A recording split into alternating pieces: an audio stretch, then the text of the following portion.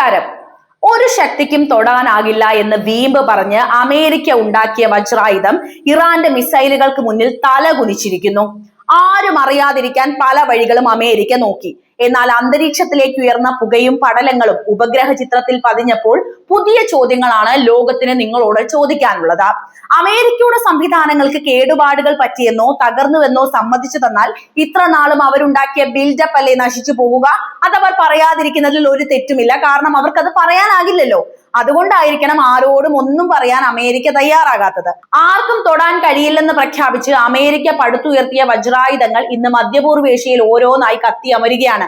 നൂതന സാങ്കേതിക വിദ്യയുടെയും പ്രതിരോധ കരുത്തിന്റെയും ആൾ രൂപം എന്ന് വിശേഷിപ്പിക്കപ്പെട്ട അമേരിക്കൻ പാട്രിയറ്റ് വ്യോമ പ്രതിരോധ സംവിധാനങ്ങൾ പൂർണ്ണമായും പരാജയപ്പെടുന്ന കാഴ്ചയ്ക്കാണ് ലോകം ഇപ്പോൾ സാക്ഷ്യം വഹിച്ചുകൊണ്ടിരിക്കുന്നത്. അമേരിക്കൻ സൈനിക മേധാവിത്വത്തിനേറ്റ ഏറ്റവും വലിയ തിരിച്ചടിയായി മാറിയിരിക്കുകയാണ് ഇറാഖിലെ എർബിൽ സൈനിക താവളത്തിൽ അരങ്ങേറിയ ഞെട്ടിപ്പിക്കുന്ന സംഭവ വികാസങ്ങൾ. ഇറാഖിലെ കുർദിസ്ഥാൻ മേഖലയിലുള്ള എർബൽ അന്താരാഷ്ട്ര വിമാനത്താവളത്തിന് സമീപമാണ് അമേരിക്കയുടെ അതിശക്തമായ സൈനിക താവളം സ്ഥിതി ചെയ്യുന്നത്. വർഷങ്ങളായി ഈ മേഖലയിലെ അമേരിക്കൻ സൈനിക സാന്നിധ്യത്തിന്റെ പ്രധാന നാഡീകേന്ദ്രമായിരുന്നു ഇവിടം. ഇവിടെ നിന്ന് അമേരിക്കൻ സൈന്യവും അവരുടെ ഭാരമേറിയ അത്യാധുനിക ഉപകരണങ്ങളും അതിവേഗം പിൻവാങ്ങാൻ തുടങ്ങിയെന്ന വിവരങ്ങൾ അടുത്തിടെയാണ് പുറത്തു വന്നത്. എന്നാൽ ഇതിന് അമേരിക്ക നൽകുന്ന ഔദ്യോഗിക വിശദീകരണം തികച്ചും വ്യത്യസ്തമാണ്. ഇറാഖ് സർക്കാരുമായി ചേർന്ന് മുൻകൂട്ടി തീരുമാനിച്ച സൈനിക പുനർവിന്യാസത്തിന്റെ ഭാഗമാണിത് എന്നാണ് വാഷിംഗ്ടൺ അവകാശപ്പെടുന്നത്.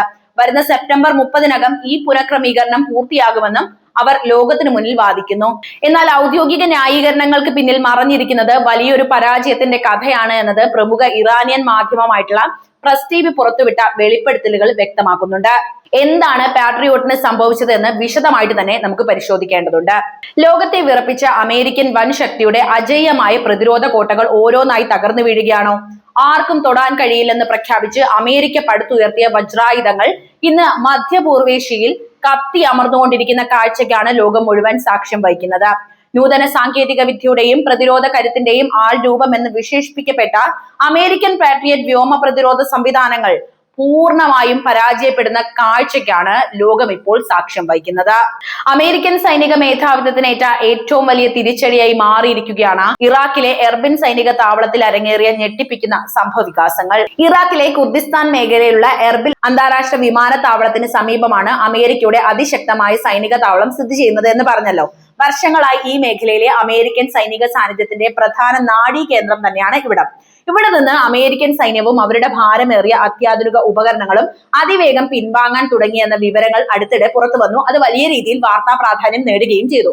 എന്നാൽ ഇതിന് അമേരിക്ക നൽകുന്ന ഔദ്യോഗിക വിശദീകരണം തികച്ചും വ്യത്യസ്തമാണ്. എന്തുകൊണ്ടാണ് ഇങ്ങനെ സംഭവിക്കുന്നത് എന്ന ചോദ്യത്തിന് ഇറാഖ് സർക്കാരുമായി ചേർന്ന് മുൻകൂട്ടി തീരുമാനിച്ച സൈനിക പുനർവിന്യാസത്തിന്റെ ഭാഗമാണിത് എന്നാണ് വാഷിംഗ്ടൺ അവകാശപ്പെടുന്നത്. വരുന്ന സെപ്റ്റംബർ 30-നകം ഈ പുനഃക്രമീകരണം പൂർത്തിയാകുമെന്നും അവർ ലോകത്തിന് മുന്നിൽ പറയുന്നു. പക്ഷേ ഇത് പച്ച കള്ളമാണ് എന്ന യാഥാർത്ഥ്യം നമുക്ക് മനസ്സിലാക്കാവുന്നതേ ഉള്ളൂ. അതിന്റെ സാക്ഷിയാകുന്നത് ഉപഗ്രഹ ചിത്രങ്ങൾ തന്നെയാണ്. ഔദ്യോഗിക ന്യായീകരണങ്ങൾക്ക് പിന്നിൽ മറഞ്ഞിരിക്കുന്നത് വലിയൊരു പരാജയത്തിന്റെ കഥയാണെന്ന് പ്രമുഖ ഇറാനിയൻ മാധ്യമമായിട്ടുള്ള പ്രസ് ടിവി പുറത്തുവിട്ട വെളിപ്പെടുത്തലുകൾ വ്യക്തമാക്കുന്നുണ്ട്. അമേരിക്ക ലോകത്തിന് മുന്നിൽ കാണിക്കുന്ന ന്യായീകരണങ്ങൾ യഥാർത്ഥ കാരണം മറച്ചുവെക്കാനുള്ള പുകമറ മാത്രമാണ്.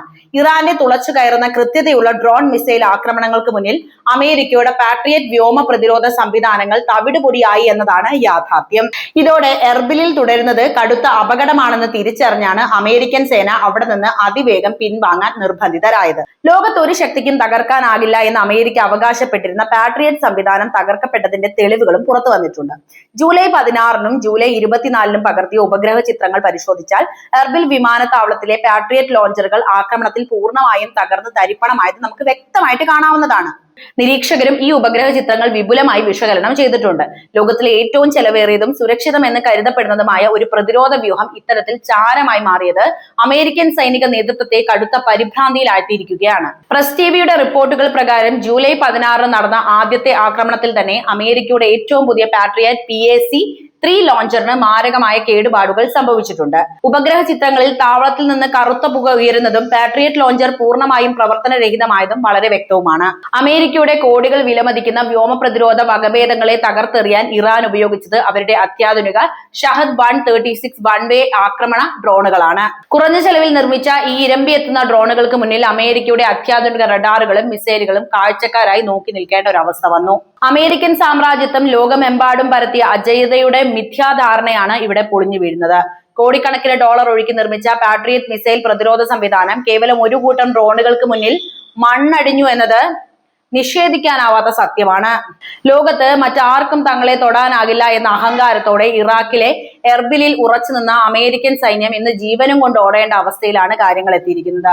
ഇത് വെറും ഒരു സാധാരണ പിൻവാങ്ങലോ ഷെഡ്യൂൾ ചെയ്ത് പുനർവിന്യാസമോ അല്ല. അങ്ങനെയാണ് അത് വരുത്തി തീർക്കാൻ അമേരിക്ക ശ്രമിക്കുന്നത്. മറിച്ച് ഇറാന്റെ വിനാശകാരമായ കൃത്യതയാർന്ന ആക്രമണങ്ങൾക്ക് മുന്നിൽ പിടിച്ചു നിൽക്കാനാവാതെ അമേരിക്ക അടിയറവ് പറഞ്ഞതിന്റെ തെളിവ് തന്നെയാണ്. അത് സമ്മതിച്ചു തന്നാൽ അമേരിക്കയുടെ എല്ലാ പവറും പോയല്ലോ. അതുകൊണ്ട് അവർ ഒരിക്കലും അത് തുറന്നു പറയില്ല എന്ന് മാത്രം. പാട്രിയറ്റ് സിസ്റ്റം എന്നത് കേവലം ഒരു മിസൈൽ മാത്രമല്ല എന്ന് നമ്മൾ മനസ്സിലാക്കണം. അതിൽ അതിസങ്കീർണമായ റഡാറുകളും കൺട്രോൾ സ്റ്റേഷനുകളും പവർ സപ്ലൈ യൂണിറ്റുകളും ഒന്നിച്ച് പ്രവർത്തിക്കുന്നുണ്ട്. ഈ മുഴുവൻ ശൃംഖലയെയും വെറും ഏതാനും ഷഹദ് ഡ്രോണുകൾ ഉപയോഗിച്ച് നിർവീര്യമാക്കാൻ കഴിഞ്ഞു എന്നത് സൈനിക ലോകത്തെ ഞെട്ടിച്ച ഒരു സത്യം തന്നെയാണ്. ഓരോ പാട്രിയറ്റ് ഇന്റർസെപ്റ്റർ മിസൈലിനും ദശലക്ഷക്കണക്കിന് ഡോളർ ചെലവ് വരുമ്പോൾ ഇറാൻ അയച്ച ഡ്രോണുകൾക്ക് വളരെ കുറഞ്ഞ നിർമ്മാണ ചെലവ് മാത്രമേ ഉള്ളൂ. ഈ കുറഞ്ഞ ചെലവിലുള്ള ആക്രമണ തന്ത്രത്തിന് മുന്നിൽ കോടികളുടെ പാട്രിയറ്റ് സാങ്കേതിക വിദ്യയാണ് മുട്ടുമടക്കിയത്. പ്രതിരോധ ഗവേഷണ മേഖലയിൽ കോടികൾ ചെലവഴിക്കുന്ന അമേരിക്കൻ പ്രതിരോധ മന്ത്രാലയത്തിന് പോലും ഇറാന്റെ ഈ തന്ത്രപരമായ മുന്നേറ്റം പ്രവചിക്കാൻ കഴിഞ്ഞിട്ടില്ല. കേവലം ഡ്രോണുകൾ ഉപയോഗിച്ച് വ്യോമ പ്രതിരോധ വകഭേദങ്ങളെ നിർവീര്യമാക്കാൻ കഴിയുമെന്നത് വൻ ശക്തികളുടെ സൈനിക തന്ത്രങ്ങളെ പോലും പുനർചിന്തനത്തിന് പ്രേരിപ്പിക്കുന്ന ഒന്നാണ്. റഡാർ സംവിധാനങ്ങളെ വെട്ടിച്ച് ശത്രുവിന്റെ നെഞ്ചിലേക്ക് ആഞ്ഞുകുത്താൻ ഇറാൻ വികസിപ്പിച്ചെടുത്ത സാങ്കേതിക വിദ്യ പാശ്ചാത്യ രാജ്യങ്ങളുടെ സൈനിക മേധാവിത്വത്തിന് വലിയൊരു പ്രഹരം തന്നെയാണ് നൽകിയതെന്ന് നിസ്സംശയം പറയാം. പാട്രിയറ്റ് മിസൈലുകളുടെ ഓരോ പരാജയവും അമേരിക്കയുടെ വിദേശ നയത്തിനും അവരുടെ ആഗോള സ്വാധീനത്തിനും വലിയ ആഘാതമായിട്ടാണ് മാറിയിരിക്കുന്നത്.